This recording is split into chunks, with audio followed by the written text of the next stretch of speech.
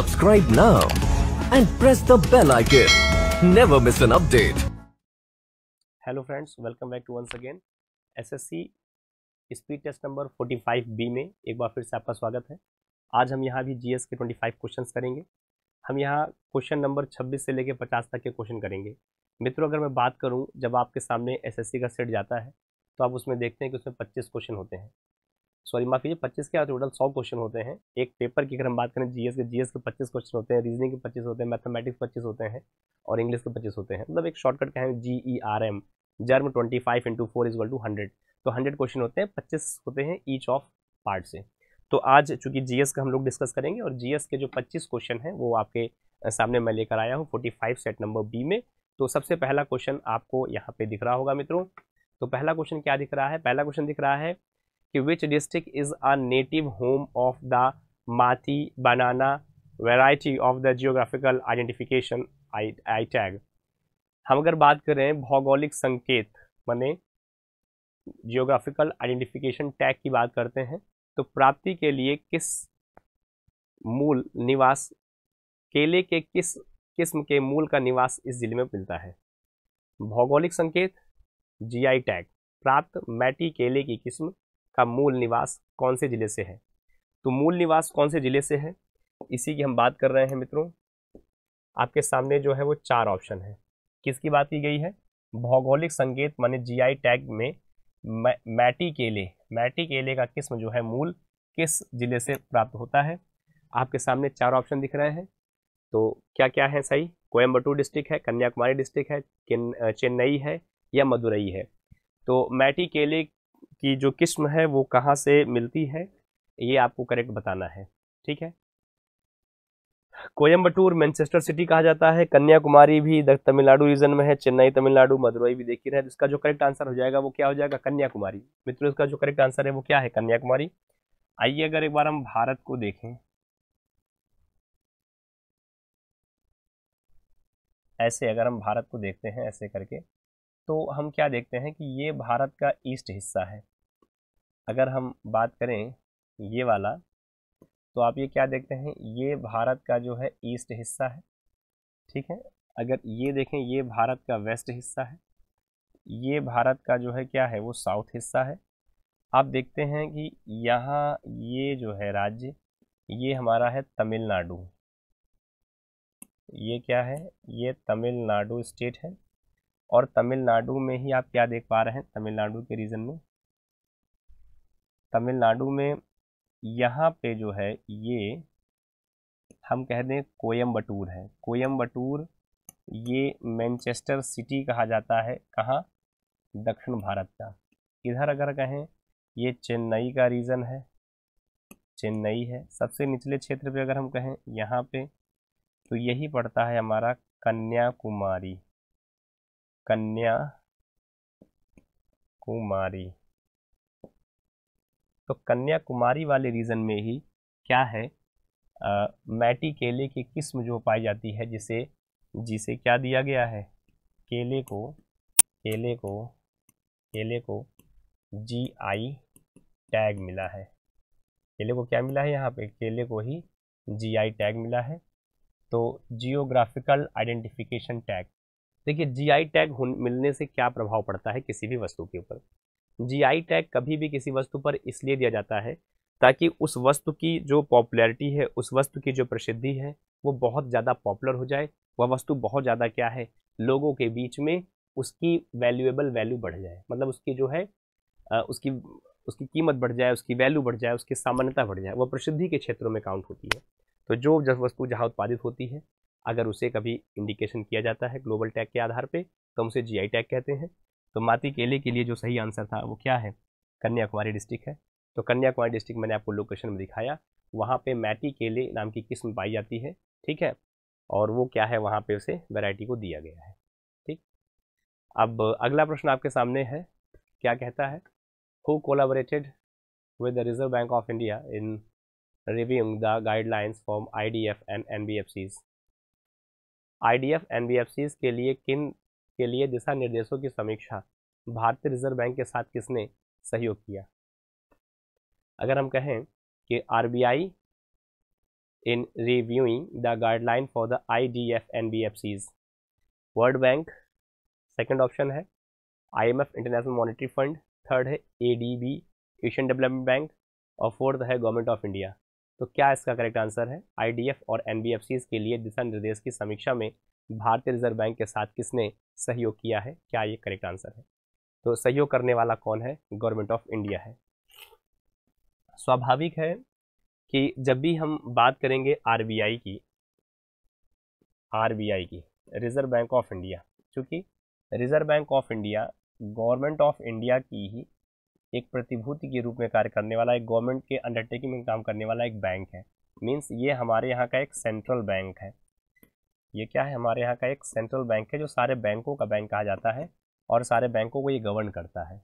किसके दिशा निर्देश पर गवर्न करता है? गवर्नमेंट ऑफ इंडिया के दिशा निर्देश पे ये गवर्न करता है। अच्छा, एक और बात, RBI दिशा निर्देश IDF और NBFC, क्या लिखा है शब्द यहाँ पे? लिखा है कि IDF और NBFC की अगर हम बात करें, नॉन बैंकिंग फाइनेंस कॉर्पोरेशन, मतलब जो बैंक ना होते हुए भी बैंक के तरीके से कार्य करते हैं, धन का ट्रांजेक्शन, मतलब पैसे का ट्रांजेक्शन, लेन देन, विड्रॉल और डिपॉजिट का काम करते हैं। तो RBI ने किसके सहयोग और दिशा निर्देश की समीक्षा की थी इसके लिए? तो गवर्नमेंट ऑफ इंडिया या GOI की थी। किसकी की थी? Government of India, GOI। जिसका सही आंसर क्या हो जाएगा? डी। तो डी जो है मित्रों वो क्या है? बिल्कुल करेक्ट आंसर है। जो भी बच्चे हमारे डी के साथ में जा रहे हैं, जो डी बता रहे हैं वो बिल्कुल सही है। अब हम अगला प्रश्न अपना देखते हैं। हमारा जो अगला क्वेश्चन है क्या कहता है? ब्लैंक है, पहले ही खाली स्थान दिया गया है। यहाँ पे पूछा गया है, has won the gold medal in under Asian junior squash championship 2023। किस व्यक्ति ने, यहाँ पे देख रहे हैं, किस व्यक्ति ने अंडर 17 एशियाई जूनियर स्क्वैश चैंपियनशिप 2023 में स्वर्ण पदक जीता है? अनहत सिंह ने जीता है, रोहित सिंह ने जीता है, सचिन वर्मा ने जीता है या तिलक वर्मा ने जीता है? किसने जीता है अंडर 17 एशियाई जूनियर स्क्वैश चैंपियनशिप 2023 में स्वर्ण पदक? स्वर्ण पदक मतलब गोल्ड मेडल की बात की गई है। तो किस व्यक्ति ने गोल्ड मेडल जीता है यहाँ पे? आइए देखें इसका करेक्ट आंसर क्या है? अनहत सिंह ने जीता है। किन जीता है? अनहत सिंह ने। तो इसका जो सही आंसर वो क्या हो गया?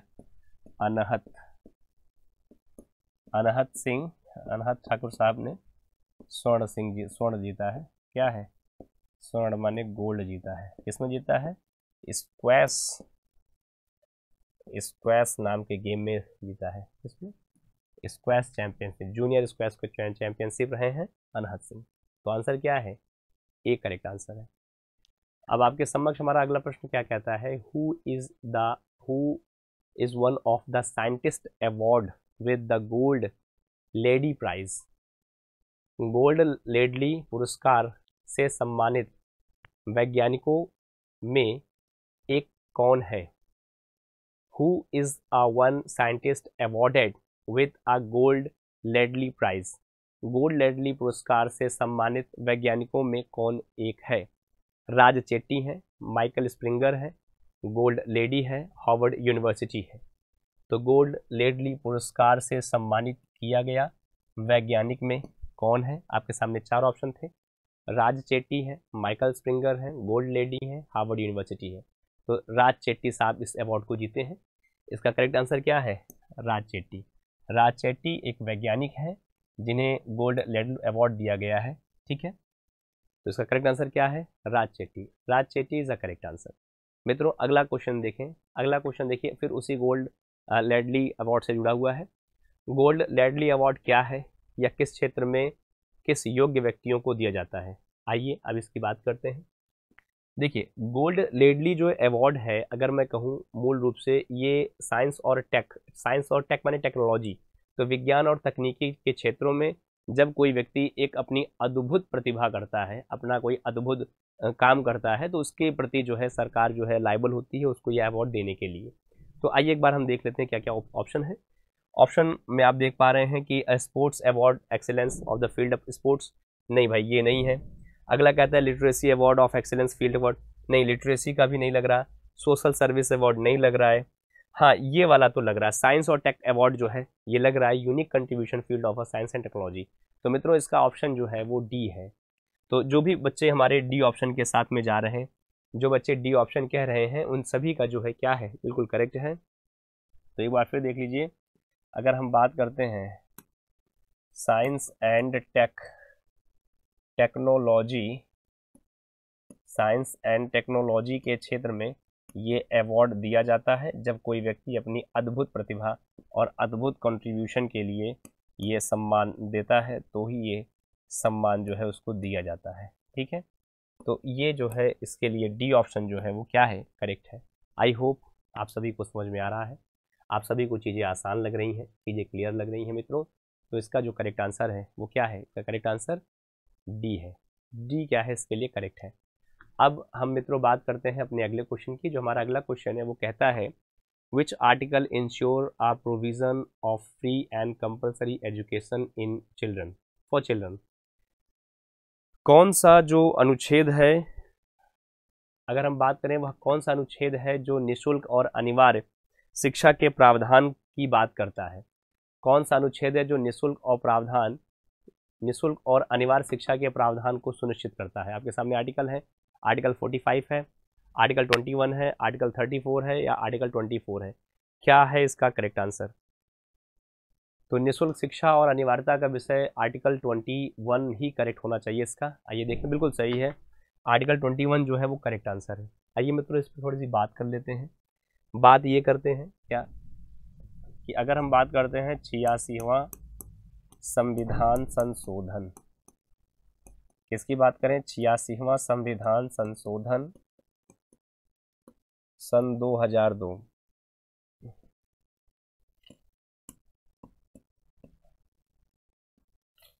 जिसमें एक स्कीम हमारे यहाँ चलाई गई थी उत्तर प्रदेश में, सॉरी पूरे भारत में, जिसका नाम था सर्व शिक्षा अभियान। क्या नाम था उसका, सर्व शिक्षा अभियान। तो सर्व शिक्षा अभियान के अंतर्गत 3 जगह परिवर्तन किए गए मित्रों। कहाँ कहाँ परिवर्तन हुए हैं। सबसे पहले तो आपका जो फंडामेंटल राइट है, हमारा फंडामेंटल राइट में 20 के साथ 21 जोड़ दिया गया। ये DPSP की बात करें तो वहाँ 45 सब क्लॉज सी जोड़ दिया गया। और फंडामेंटल ड्यूटी की बात करें तो वहाँ पार्ट नंबर 4A एंड ये कहते हैं क्लॉज नंबर 11 नंबर का क्लॉज जोड़ा गया। पहले 10 थे, एक बढ़ा के 11 नंबर के क्लॉज 11 में शिक्षा के अधिकार को यहाँ पे जोड़ दिया गया। तो 3 जगहों पर है, तो यहाँ 21 वाला आपसे यही पूछा गया था। तो मुझे उम्मीद है मित्रों यहाँ तक की बातें आप सबको स्पष्ट है, यहाँ तक की बातें आप सबको एकदम क्लियर है। अब अगला क्वेश्चन आपके सामने है, क्या है, which of the following unit of land area measurement are prevailed in India. Bharat में भूमि क्षेत्र माप की निम्नलिखित में कौन सी इकाई प्रचलित है। बीघा है, एकड़ है, कट्ठा है, ऑल ऑफ अबव है। हमारे भारत में बीघा भी चलता है, एकड़ भी चलता है और कट्ठा भी चलता है। कट्ठा मतलब गट्ठा जैसे होता है, गट्ठा बोला जाता है वैसे, गट्ठा। तो इसका सही होना चाहिए सभी, all of above is the correct answer. All of above जो है वो सही है। आइए एक बात थोड़ा सा समझ लेते हैं। देखिए भाई, अगर हम कहें बीघा, एक बीघा में होता है 20 बिस्वा। कितना होता है, 20 बिस्वा। और एक बिस्वा अगर हम कहें, एक बिस्वा में होता है लगभग 1360 स्क्वायर फीट होता है ये, ठीक है। और अगर हम ये कह दें कि एक हेक्टेयर, तो इसमें होता है 3.39 बीघा, लगभग इतना होता है ये, ऐसे ही। तो इस तरह के कुछ प्रमाण होते हैं, ठीक है।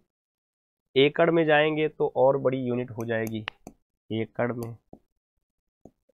एकड़ में लगभग 5.49 के आसपास का बीघा होगा लगभग।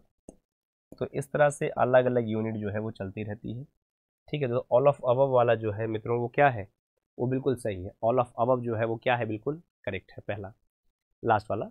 अब अगला प्रश्न आपके सामने है, the chief justice of India Bharat के मुख्य न्यायाधीश, अच्छा प्रथम मुख्य न्यायाधीश, the first chief justice of India कौन थे? आपके सामने ऑप्शन है एच.जे. कानिया, मीरा कुमारी, रंजन गोगोई, प्रतिभा पाटिल। तो मित्रों अगर बात करें हम एच.जे. कानिया साहब जो हैं ये यही पहला सही है। इनका नाम पूरा नाम है हीरालाल जी कानिया। क्या नाम है इनका पूरा? इनका पूरा नाम है हीरालाल जी कानिया, हीरालाल जे कानिया। ये भारत के मैं कहूँ ये first chief justice of India है। ये भारत के पहले चीफ जस्टिस थे ये। तो ये इनका नाम होता है हीरालाल जी कानिया। अच्छा मीरा कुमार जो थी ये बाबू जगजीवन राम की बेटी थी और ये हमारे यहाँ हम कह दें पहली लोकसभा में की महिला थी। ये क्या थी? ये लोकसभा स्पीकर थी ये, पहली महिला के तौर पे। राष्ट्रपति के लिए इन्होंने आवेदन भी एक बार किया था लेकिन हार गई थी। रंजन गोगोई साहब ये नॉर्थ ईस्टर्न स्टेट से एक पॉलिटिकल व्यक्ति हैं, पॉलिटिशियन है, आप ऐसे कह सकते हैं इनको। प्रतिभा देवी सिंह पाटिल ये फर्स्ट फीमेल हैं हमारे यहाँ की जो प्रेसिडेंट बनी थी जी। प्रतिभा पाटिल जी प्रेसिडेंट, हाँ प्रतिभा पाटिल जी ये पहली महिला राष्ट्रपति जैसी रही हैं। ठीक है, तो ये ऐसा है। तो इसका जो आंसर है मित्रों वो ए होना चाहिए मुझे लगता है। आइए मैं देखूं क्या है इसका आंसर। यस, जो भी बच्चे हमारे ए के साथ में जा रहे हैं ए कह रहे हैं सभी का सही है। ए जो है इसका फर्स्ट ही क्या है इसका करेक्ट आंसर है। मुझे उम्मीद है कि फर्स्ट जो है आप सभी को समझ में आ रहा है। फर्स्ट क्या है एक करेक्ट आंसर है। अगला आपके समक्ष है question, world diabetes day we celebrated which of the following date? विश्व मधुमेह दिवस निम्नलिखित में किस तिथि को मनाया जाता है? आइए देखें, यहाँ पे 4 दिवस दिए हैं मित्रों। अगर हम बात करें विश्व मधुमेह दिवस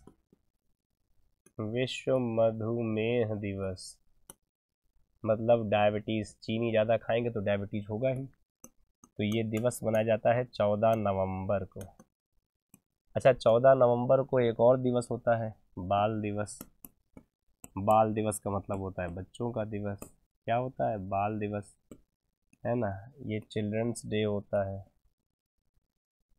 चिल्ड्रन डे होता है, इसे हम लोग कहते हैं बाल दिवस, चिल्ड्रंस डे, बाल दिवस। अच्छा बाल दिवस किसकी याद में मनाते हैं? पंडित जवाहरलाल नेहरू की याद में मनाते हैं।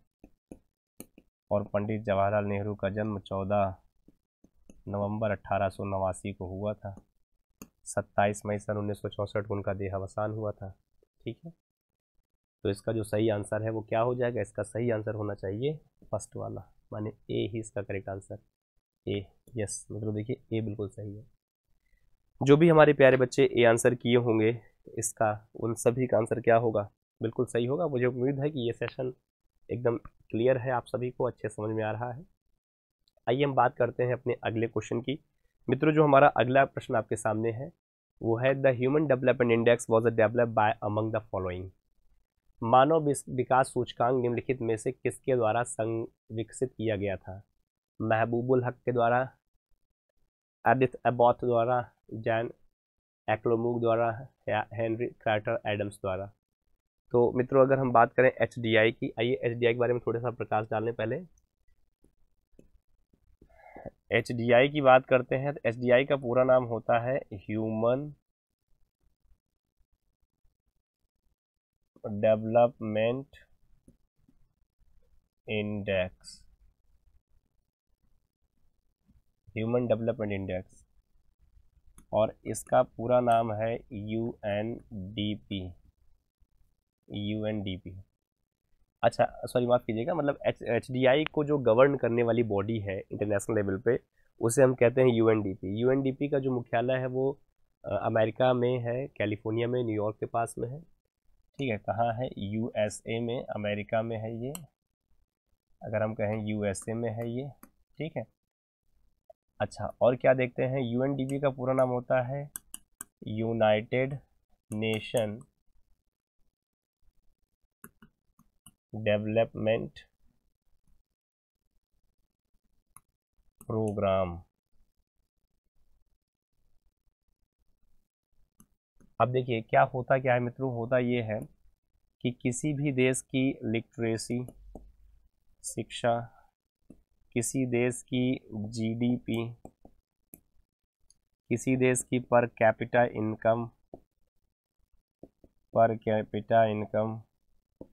और अगर हम बात करते हैं किसी भी देश के literacy, GDP, per capita income, और किसी भी देश की लाइफ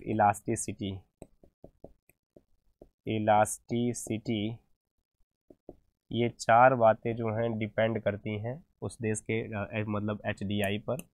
जैसे हमारा भारत का जो स्थान है 132 है। इसमें काम करने वाले दो अर्थशास्त्री हैं। अर्थशास्त्री हम नंबर 1 की बात करें, जो पाकिस्तानी अर्थशास्त्री हैं, जिनका नाम है महबूब उल हक। एक है महबूब उल हक साहब, जो कि आपके यहाँ ऑप्शन में है, ये आपका सही हो जाएगा। और दूसरी अगर बात करें तो दूसरे एक पर्सनालिटी हैं भारत के, अमर्त्य सेन। इन दोनों व्यक्तियों को बाद में नोबेल प्राइज़ से भी सम्मानित किया गया था।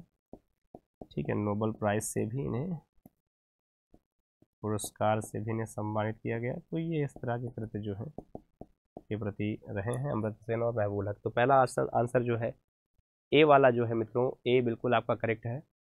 तो मैं समझता हूँ ऐसे में जो आंसर ए वाला होगा वो बिल्कुल सही होगा। ठीक है, ए, ये देखिए आपके सामने ए आ चुका है, और ए ही आंसर जो है मित्रों क्या है, वो बिल्कुल सही है। मुझे उम्मीद है कि आप सभी को ये एकदम अच्छे से क्लियर है, अच्छे से आपको समझ में आया है।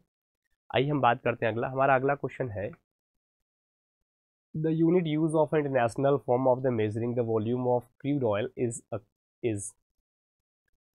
कच्चे तेल की मात्रा मापने के लिए अंतर्राष्ट्रीय स्तर पर उपयोग की जाने वाली इकाई क्या है? लीटर है, गैलन है, बैरल है, यूएस गैलन है, क्या करेक्ट आंसर? कच्चे तेल की मात्रा को नापने के लिए अंतर्राष्ट्रीय स्तर पर उपयोग की जाने वाली इकाई क्या है? Litre, gallon, barrel, US gallon. इसका जो करेक्ट आंसर है वो क्या है? बैरल है, बैरल है। क्या आंसर है? बैरल।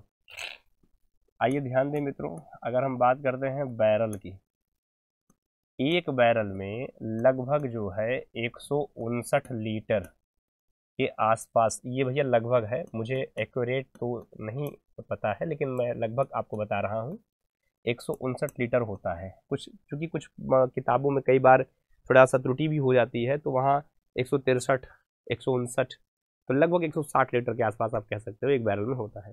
लेकिन ये कच्चा तेल होता है, क्रूड ऑयल है, इसको भी रिफाइनरी में डाल के प्यूरीफाई किया जाता है, तो इसका संशोधन रूप जो है रखा जाता है, तब ये यूज़ किया जाता है। जितना ज़्यादा प्यूरीफाई करेंगे उतनी ज़्यादा इसकी ज्वलन शक्ति बढ़ती चली जाती है मित्रों। ठीक है, अब आपके सामने हमारा अगला क्वेश्चन है। अगला क्वेश्चन क्या कहता है कि who was the first scientist to receive a Bharat Ratna? Bharat Ratna प्राप्त करने वाले पहले वैज्ञानिक कौन थे? सीवी रमन थे, एपीजे अब्दुल कलाम थे, विक्रम साराभाई थे, या मेघनाथ शाह थे? तो भैया इसके जो सबसे पहले व्यक्ति हैं वो सीवी रमन साहब ही मुझे लगते हैं। आइए देखें, सीवी रमन साहब ही बिल्कुल सही है। ठीक है, होता क्या है, साइंस डे हम लोग मनाते हैं, साइंस डे 28 फरवरी को विज्ञान दिवस मनाया जाता है, साइंस डे। और साइंस डे हम लोग किसकी याद में? सीवी रमन जी की याद में ही मनाते हैं। किसकी याद मनाते हैं? सीवी रमन जी की याद में मनाते हैं हम लोग साइंस डे हमेशा। सीवी रमन, इनका खोजा गया प्रभाव कहलाता है रमन इफेक्ट, रमन इफेक्ट कहलाता है, ये सीवी रमन से कहलाता है। अगला हिस्सा ये, तो क्या इसका आंसर हो जाएगा? A. A is the correct answer. I hope you will got it very easily. इसका जो सही आंसर है वो क्या है? वो ए है, सीवी रमन। तो ए जो सीवी रमन है वो बिल्कुल क्या है, एकदम करेक्ट आंसर है, उसमें कोई भी त्रुटि नहीं है, कोई गलती नहीं है। अब आपके सामने हमारा अगला क्वेश्चन है, बहुत ही बेहतरीन क्वेश्चन है। क्या कहता है, which of the following, which of the world longest epic? विश्व का सबसे लंबा महाकाव्य क्या है? महाभारत, रामायण, फिर गिलामेस या टोल्डोई, त्रिलोडी? क्या है सबसे बड़ा? अगर मैं कहूँ सबसे बड़ा जो है महाकाव्य कौन सा है, तो सबसे बड़ा महाकाव्य जो है महाभारत है, जिसका युद्ध 18 दिनों तक चला था बच्चों। तो क्या है, अगर मैं कहूँ विश्व का सबसे बड़ा महाकाव्य, महाकाव्य क्या है? महाभारत। महाभारत, जिसमें आप देखते हैं कौरवों और पांडवों का युद्ध, इनका युद्ध 18 दिनों तक चला था। 18 दिनों तक युद्ध चला था और ये कुरुक्षेत्र, दिल्ली के क्षेत्र में घटित घटना है, ठीक है। और एक साइड में कौन थे? कौरव थे, और एक साइड में कौन थे? पांडव थे। तो कौरवों और पांडवों के बीच में धृतराष्ट्र, भीष्म पितामह, अर्जुन, भगवान श्री कृष्ण ने इन्हीं में ज्ञान दिया था अर्जुन को इसी में, ठीक है। तो इसका करेक्ट आंसर क्या है? Mahabharata. Mahabharata is a correct answer प्यारे बच्चों। अगले प्रश्न पे हम चलते हैं। जो हमारा अगला प्रश्न है वो क्या कहता है? Which of the following is the biggest country in the term of area? निम्नलिखित में से क्षेत्रफल के दृष्टिकोण से सबसे बड़ा देश कौन सा है? आइए देखें, आपके सामने जो है 4 ऑप्शन दिए गए हैं। क्या है सबसे बड़ा? मैं एक बार आपको एक ट्रिक बता दूं। अगर हम बच्चों बात करते हैं एक ट्रिक की, मैं आपको एक ट्रिक बता रहा हूं, ठीक है। क्षेत्रफल से घटते हुए क्रम में देशों के नाम।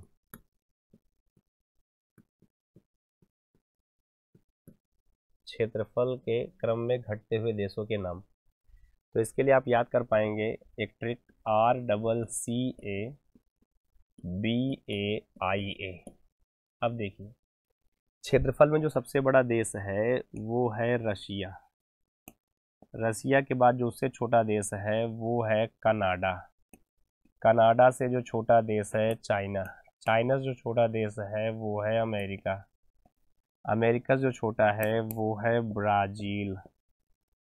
ब्राज़ील से जो छोटा देश है वो है ऑस्ट्रेलिया। ऑस्ट्रेलिया से जो छोटा देश है वो है इंडिया। इंडिया से जो छोटा देश है वो है अर्जेंटीना। तो देख रहे हैं सबसे बड़ा क्या है?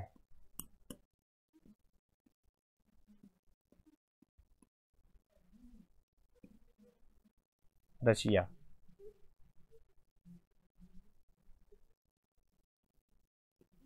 ये तो इसमें मुझे उम्मीद है कि रशिया जो है आपको समझ में आ रहा है। ऐसे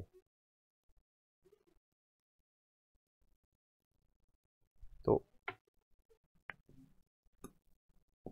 क्या करेक्ट आंसर इसका? इसका जो करेक्ट आंसर आपको दिख रहा है मित्रों वो है ए, रशिया है। रशिया अगर मैं कहूँ तो लगभग भारत का 5 गुना है। भारत का क्षेत्रफल 32,87,263 किलोमीटर स्क्वायर है, जबकि रशिया का जो क्षेत्रफल है वो लगभग 1,60,00,000 किलोमीटर स्क्वायर का क्षेत्रफल है, और ये इसका जो है करेक्ट आंसर है। तो मुझे उम्मीद है ए जो है इसका करेक्ट है, और आप सभी को ए आंसर समझ में आ रहा है। आइए हम बात करते हैं अपने अगले क्वेश्चन की। जो हमारा अगला क्वेश्चन है वो क्या कहता है? अगला क्वेश्चन कहता है कि which of the following is not a part of a sun atmosphere? निम्नलिखित में कौन सूर्य के वायुमंडल का भाग नहीं है? क्रोमोस्फेयर है, फोटोस्फेयर है, कोरोना है, स्ट्रेटोस्फेयर है? क्या करेक्ट है जो वायुमंडल का भाग नहीं है? तो वायुमंडल का भाग नहीं है, सूर्य के वायुमंडल। ओके, सूर्य के वायुमंडल की बात कर रहा है मित्रों। तो स्ट्रेटोस्फेयर जो है ये तो हमारे सिंपल एटमॉस्फेयर का पार्ट है, लेकिन जो सन है उसका पार्ट, ये तीनों सन के पार्ट है। आइए देखें, हम अगर बात करें सूर्य की, मान लो मित्रों ये सूर्य है, ठीक है। तो सूर्य का जो आउटर लेयर वाला पार्ट है, अगर हम कहें आउटर लेयर वाला पार्ट इस तरह से, तो आउटर लेयर वाले पार्ट को हम बोलेंगे क्रोमोस्फेयर का हिस्सा बोलेंगे। इसका जो छाया वाला हिस्सा है, छाया वाला हिस्सा माने जहाँ पे शैडो आती है, शैडो वाला हिस्सा, वो कहलाता है फोटोस्फेयर। और इसके लाइनिंग में जो साइड चीज़ें चलती हैं, इन जगहों पर विद्यमान होती हैं, इन जगहों पर विद्यमान होती हैं, वो कहलाता है हमारा कोरोना। कोरोना का हिस्सा कहलाता है। बीच का जो है वो सेंटर है, जहाँ लगभग 20 लाख डिग्री सेल्सियस के आसपास जो है टेम्परेचर होता है। ठीक है, यहाँ पे अगर हम बात करें तो यहाँ पे लगभग 6000 डिग्री सेल्सियस टेम्परेचर जो है वो होता है। तो मुझे उम्मीद है कि ये बात समझ में आ रही है। ट्रोपोस्फेयर जो है ये एटमॉस्फेयर की लेयर है। एटमॉस्फेयर में हमारा troposphere, stratosphere, mesosphere, ionosphere, exosphere होता है। तो ये एटमॉस्फेयर का सेकंड लेयर है। तो इसमें डी ऑप्शन जो है वो करेक्ट आंसर है। ओके, अब हम बात करते हैं अगला क्वेश्चन की, which of the following eligibility rowing required for the post of the governor. राज्यपाल के पद के लिए कौन सी पात्रता आवश्यक है? आइए मित्रों ध्यान दें। Be a citizen of India, yes Bharat का नागरिक हूं, यह पात्रता बहुत आवश्यक है। Be at least 35 of age, उम्र 35 साल हो, यह बात भी जरूरी है। Not a hold any office of the profit, yes बिल्कुल, कोई लाभ का पद भी नहीं होना चाहिए। भैया सब सही है, तीनों मिला के सब सही है, ऑल इज करेक्ट। तो इसमें जो है सभी बातें एकदम मुझे क्लियर लग रही हैं। यस वेरी गुड, देखिए सब सही है, डी सही है। राज्यपाल की अगर हम बात करें मित्रों, आइए देख ले एक बार राज्यपाल के लिए, गवर्नर के लिए, गवर्नर, गवर्नर को पार्ट अगर हम कहें तो गवर्नर को पार्ट नंबर 5 में, और अगर मैं कहूं आर्टिकल नंबर की, तो आर्टिकल 152 से लेके 162 तक बताया गया है। राज्यपाल बनने के लिए सिटीजन ऑफ इंडिया, भारत का नागरिक होना जरूरी है, माने यहाँ की सिटीजनशिप चाहिए आपको 1 पॉइंट। एज जो है आपकी 35 ईयर होनी चाहिए, 35 ईयर मतलब हो आप, मस्ट हो, इससे कम ना हो। अच्छा, कोई नॉट अ प्रॉफिट पोस्ट, कोई सरकारी सेवा नौकरी चाकरी नहीं होनी चाहिए, प्रॉफिट पोस्ट नहीं होनी चाहिए आपके पास में। अच्छा, इसके बाद में पागल, दिवालिया, सन के अनसाउंड माइंड, ऐसा भैया कुछ ना होना चाहिए, अनसाउंड माइंड ना हो, हाँ सचेत बुद्धि का व्यक्ति हो चाहिए यहाँ पे। इसके बाद में ये कह दें कि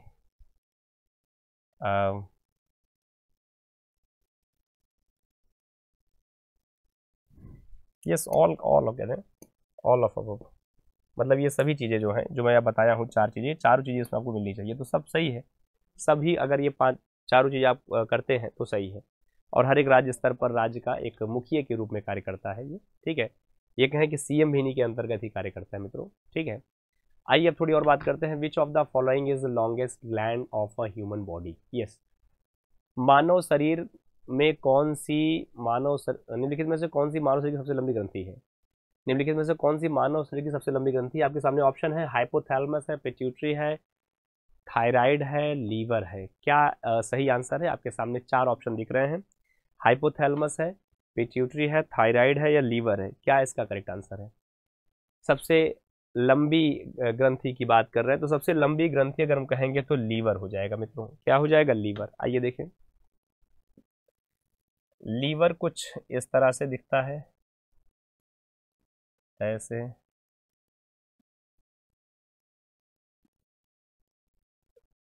ऐसे। अब ये जो आकृति आपको दिख रही है, ये लीवर की है।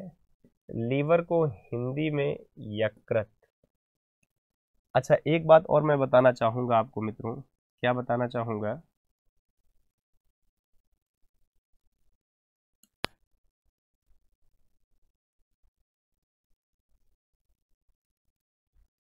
मैं एक बात और बताना चाहूंगा आपको।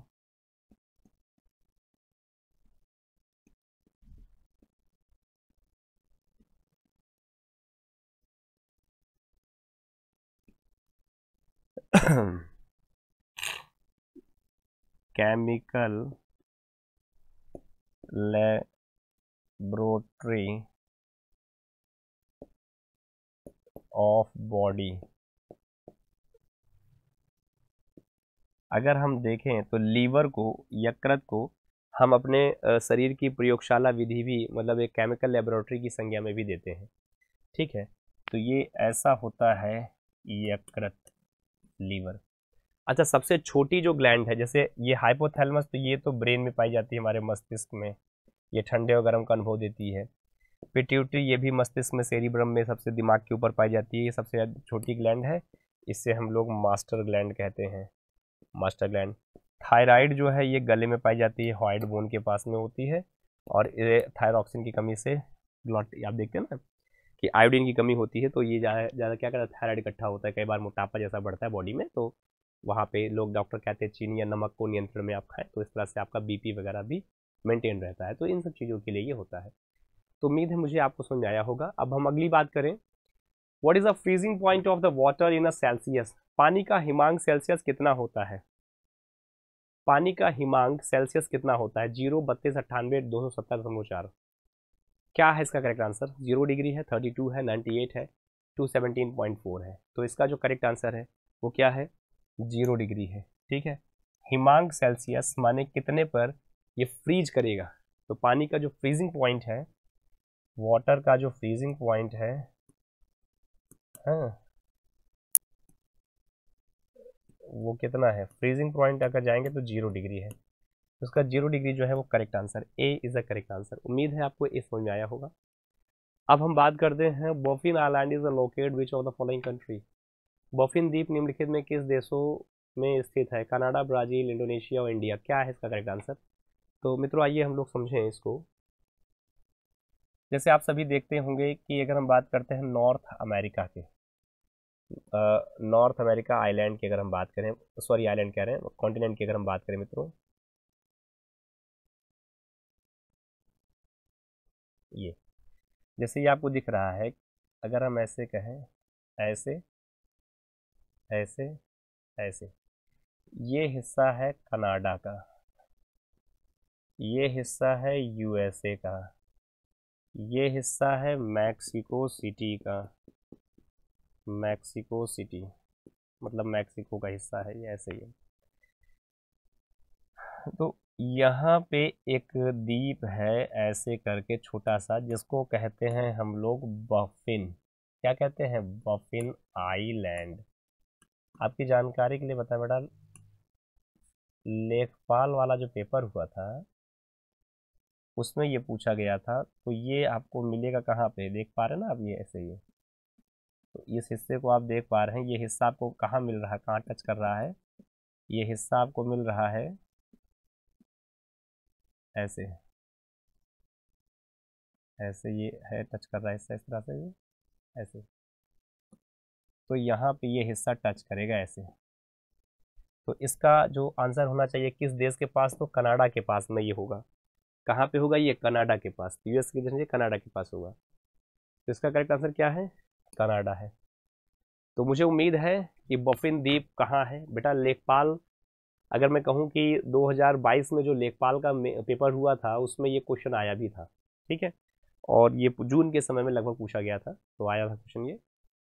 अगला है क्वेश्चन कि who were the founder and ruler of Sunga empire of the east India. पूर्वी भारत में सुंग साम्राज्य के संस्थापक के रूप में पृथक शासक कौन था? प्रथम शासक कौन था, मतलब कौन शासक था जिसने सुंग वंश की स्थापना की? तो भाई इसका आंसर पुष्यमित्र शुंग देख पा रहे हैं, वसुमित्र शुंग, भागभ्रात, देवभूति। नहीं, इसका जो आंसर है पुष्यमित्र शुंग ही है, सही आंसर है इसका पुष्यमित्र शुंग। हम ऐसे कह दें कि भारत में मौर्य साम्राज्य, चंद्रगुप्त मौर्य, बिंदुसार, अशोक का साम्राज्य, मौर्य साम्राज्य समाप्त होने पर, समाप्त होने पर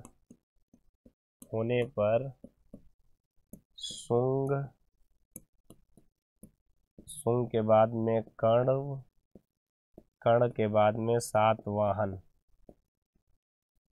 ये 3 प्रकार के जो हैं साम्राज्य आए थे। ठीक है, तो शुंग, कर्ण और सातवाहन, ये 3 वंश आए थे, और इन 3 वंशों में जो शुंग वंश था इसके जो संस्थापक थे उनका नाम था पुष्यमित्र शुंग। पुष्यमित्र शुंग ही इसके करेक्ट आंसर है ये। तो इसका ए आंसर जो है वो बिल्कुल सही है। वसुमित्र, भागभद्र, देवभूति ये सब इनके सबऑर्डिनेट हैं, मतलब ये उनके बाद में रहे हैं। तो इसका जो करेक्ट आंसर था वो क्या था? पुष्यमित्र शुंग। तो पहला जो आंसर है वो बिल्कुल सही है मित्रों, फर्स्ट वाला बिल्कुल करेक्ट आंसर है। आइए हम अपने अगले क्वेश्चन की बात करते हैं। अगला क्वेश्चन क्या कहता है कि what is the total number of a planet orbiting around the sun. सूर्य के चारों ओर परिक्रमा करने वाले ग्रहों की संख्या कितनी है? भैया 7 है, 9 है, 8 है या 10 है? तो इसका जो करेक्ट आंसर है वो 8 हो जाएगा। आइए देख लेते हैं एक बार कैसे 8 की अगर हम बात करते हैं कैसे 8 होंगे। ऐसे कहें, ये आप देखते हैं ना, ये सूर्य है, तो सूर्य के सबसे पास जो प्लैनेट उसका नाम हो गया मरकरी, मरकरी के बाद वीनस, वीनस के बाद में अर्थ, अर्थ के बाद में मार्स, मार्स और इसके बीच में एक पड़ता है एस्टेरॉयड बेल्ट, इसके बाद में जुपिटर, सैटर्न, यूरेनस और नेपच्यून। तो यहाँ 4 इस साइड में है, 4 इस साइड में है। अब ये 4 काफ़ी बड़े हैं, इसलिए इन्हें कहा जाता है जोवियन प्लैनेट, जोवियन प्लैनेट। और ये 4 काफ़ी छोटे हैं, इसलिए इन्हें कहा जाता है टेरेस्ट्रियल प्लैनेट। तो ये टेरेस्ट्रियल हैं और ये जोवियन है। तो 4 और 4 टोटल कितने हो गए? 8। तो इस हिसाब से आंसर क्या हो जाएगा? 8। 8 जो उत्तर है वो मैं समझता हूँ बिल्कुल सही है मित्रों। 8 जो है वो बिल्कुल करेक्ट आंसर है इसका। ठीक है, अब अगला क्वेश्चन है which of the following transport water from the root of the plant to be a leaves. निम्नलिखित में से कौन पौधों की जड़ों से पत्तियों तक पानी को पहुंचाता है? तो इसका जो आंसर है जाइलम, फ्लोएम है, फोटोसिंथेसिस, कॉर्टेक्स है। इसका करेक्ट आंसर हो जाएगा जाइलम बच्चों। क्या हो जाएगा? जाइलम। आइए देखिए, जैसे अगर हम बात करते हैं किसी पौधे की, ऐसे अब मान लो ये एक पेड़ नुमा आकृति ऐसे है और ये इतना जो एरिया दिखता है ये कहलाता है शूट, इसके नीचे जो ये कहलाता है रूट। अब पौधों के अंदर 2 संरचनाएं होती हैं, एक हिस्सा जिसे हम कहते हैं जाइलम, एक को क्या कहते हैं? जाइलम। एक को कहते हैं हम लोग फ्लोएम, एक को क्या कहते हैं? फ्लोएम। तो जाइलम से जल जाता है वाटर, जबकि फ्लोएम वाले हिस्से से खाद या ये कह दें उर्वरक, जैसे आप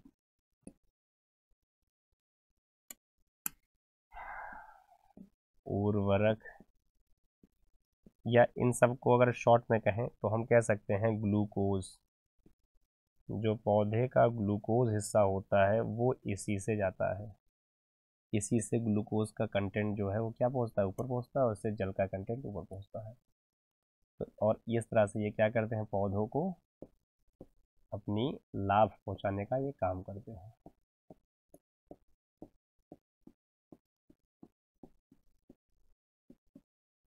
इस तरह से आप कुछ देख पा रहे हैं, तो मुझे उम्मीद है चीज़ें आपको क्लियर होंगी मित्रों, समझ में भी अच्छे से आ रही होंगी। आइए अब बात करते हैं अगले पे। अगला हमारा क्वेश्चन कहता है the parliament of Afghanistan is known as. बहुत अच्छा क्वेश्चन है। अफगानिस्तान की संसद को क्या कहा जाता है? 4 ऑप्शन है, नेशनल असेंबली, राष्ट्रीय विधान मतलब पंचायत है, पीपल असेंबली लोगों की पंचायत है, राष्ट्रीय नेशनल कांग्रेस या कांग्रेस। क्या है करेक्ट आंसर? इसका जो करेक्ट आंसर है नेशनल असेंबली है बच्चे। क्या है? राष्ट्रीय पंचायत कह सकते हैं हिंदी में, तो नेशनल असेंबली है ये। ठीक है, राष्ट्रीय पंचायत कह सकते हो, पंचायत। ये है अफगानिस्तान की संसद का नाम। क्या कहा जाएगा? राष्ट्रीय पंचायत, नेशनल असेंबली। तो बहुत ही सिंपल सा, बहुत ही अच्छा सा प्रश्न था, आपके सामने अभी आया। अब हमारा अगला क्वेश्चन है who among the last ruler of a Maurya empire. आइए देखिए मौर्य एम्पायर का लास्ट रूलर कौन है। अगर हम बात करते हैं मौर्य, तो मौर्य में सबसे पहले रहे हैं चंद्रगुप्त मौर्य। मौर्य में नंबर 2 रहे हैं बिंदुसार मौर्य में नंबर 3 रहे हैं, अशोक मौर्य में नंबर 4 रहे हैं, बृहदत्त आप यही देंगे बृहदत्त,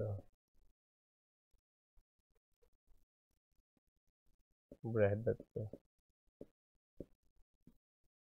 तो इस तरह से आपका आंसर जो है वो हो जाएगा बृहदत्त। तो बृहदत्त ए जो है वो सही हो जाएगा मित्रों। आइए देख ले क्या इसका करेक्ट आंसर है। Yes, correct answer is first Brihadatta. Brihadatta जो थे वो मौर्य वंश के सबसे अंतिम राजा थे बेटा। अशोक के पुत्रों की बात करेंगे तो अशोक के जो बच्चे थे, अशोक के पुत्र तो महेंद्रगिरि और संघमित्रा थे। बाद में अशोक ने क्या किया कि कलिंग युद्ध के बाद में बौद्ध धर्म अपना लिया और वो चले गए कपिलवस्तु लुम्बिनी और वहाँ एक साधु बन गए थे, जहाँ एक कौरकी नाम की साध्वी महिला से उन्हें प्रेम संबंध हुए और उनसे जो है पुत्र हुआ जिसका नाम था तीवर और उर्मिला। और फिर तीवर जो है वापस आता है अपने राज्य, अपने पिता के राज्य को खोजते हुए और वहाँ एक दासी से प्रेम संबंध पश्चात उससे जो पुत्र उत्पन्न होता है उसी का नाम था बृहदत्त। तो इस तरह से बृहदत्त का प्रमाण मिलता है ऐसे। ठीक है, अब हम बात करते हैं हमारा जो लास्ट क्वेश्चन है, ये क्या कहता है, the sour taste of the vinegar due to, सिरके का खट्टा स्वाद किसके कारण होता है। आइए देखें, क्योंकि सही आंसर क्या है, एसिटिक एसिड आपके सामने ही दिख रहा है। अगर देखें तो क्वेश्चन का हिस्सा भी ऐसे ही था। ठीक है, इसका करेक्ट आंसर क्या था बेटा, एसिटिक एसिड ही है सही। आइए एक बार इसको देख ले, सिरका कैसे है। ऐसे अगर हम बात करते हैं सिरका की, सिरका तो सिरके का फॉर्मूला होता है CH3COOH। ठीक, ऐसे ये होता है सिरका। अच्छा, जैसे सिट्रिक एसिड की बात करें, सिट्रिक एसिड का हिस्सा आपको मिलेगा कहाँ पे, नींबू के रस में, नींबू रस में सिट्रिक मिलेगा। अगर हम बात करते हैं जैसे मान लीजिए टैट्रिक एसिड, ये इमली में मिलेगा आपको, इमली में। लैक्टिक एसिड की बात करें तो ये खट्टापन होता है, खट्टापन, और ये खट्टापन कहाँ होता है, दही में, दूध और दही वाले आवरण में यहाँ पे खट्टापन मिलेगा। तो ये इस तरह से इसका जो करेक्ट आंसर क्या हो जाए था, ये था ये। ठीक है, तो मित्रों आपने देखा इसका जो आंसर था वो ये था। अगर हम बात करते क्वेश्चन पे, ये खट्टा स्वाद जो है किसके लिए था, एसिटिक था, तो क्या था इसका सही आंसर, ये एसिटिक। तो CH3COOH जो है ये जो है इसका करेक्ट आंसर है। तो मुझे उम्मीद है मित्रों यहाँ तक का सेशन आपको बहुत ही बेहतरीन लगा, यहाँ तक का सेशन आपको समझ में आया। तो आज का सेशन अब मैं बस यहीं के साथ में अलविदा करता हूँ आपको। मैं फिर से आपको मिलूंगा हमारे अगले सेशन में जिसका नाम होगा 45B। तब तक के लिए thank you, bye bye and take care to all of you. Subscribe now and press the bell icon. Never miss an update.